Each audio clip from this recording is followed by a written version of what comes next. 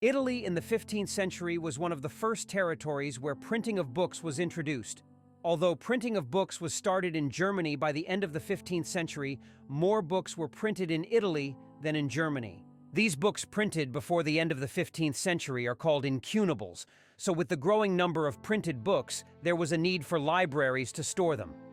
At first, these books were mainly part of private collections, but by the 17th century, big libraries began to sprung up across Italy. This is the time when the majority of today's old, beautiful historic libraries with old collections in Italy appeared. Our journey starts with the National Central Library in Florence, which is one of the most beautiful in Italy. It also houses one of Italy's most precious collections of books and manuscripts. The library was founded in 1714 when scholar Antonio Magliabechi bequeathed his entire collection of books, encompassing approximately 30,000 volumes, to the city of Florence. By 1743, it was required that a copy of every work published in Tuscany be submitted to the library. Originally known as the Magliabeciana, the library was opened to the public in 1747. Its holdings were combined with those of the Library Palatina Lorenese in 1861. And by 1885, the library had been renamed as the National Central Library of Florence, or the BNCF. Since 1870, the library has collected copies of all Italian publications. The library owns approximately 9 million bibliographic units, of which 4,000 incunables and 29,000 16th century books.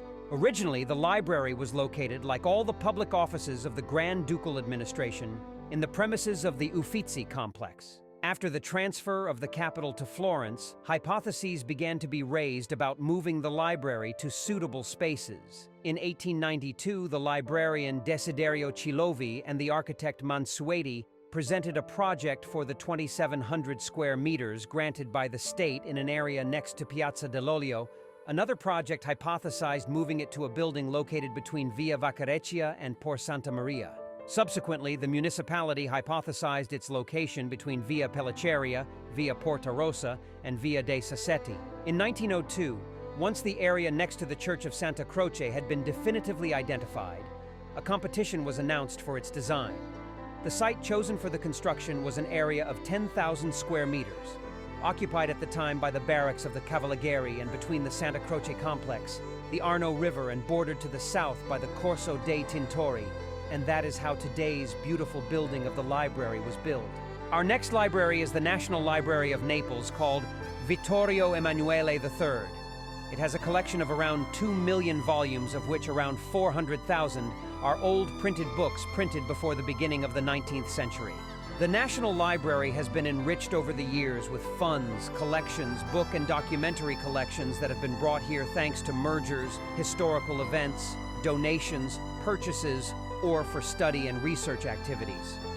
The library collects and conserves, in addition to book material, different types of documents, such as geographical maps, engravings, and many more. Also, the library is the holding institution of the 1,800 Herculaneum papyri, which were found carbonized in the 18th century in a villa that was destroyed by the eruption of Mount Vesuvius. The Marciana Library, or Library of St. Mark, is a public library in Venice, Italy. It is one of the earliest surviving public libraries and repositories for manuscripts in Italy and holds one of the world's most significant collections of classical texts. It is named after St. Mark, the patron saint of the city. With this library, we end our journey of old historical libraries in Italy. If you want to know about beautiful old libraries in Germany, click on this video. Support this channel and subscribe for more, and thank you for your attention.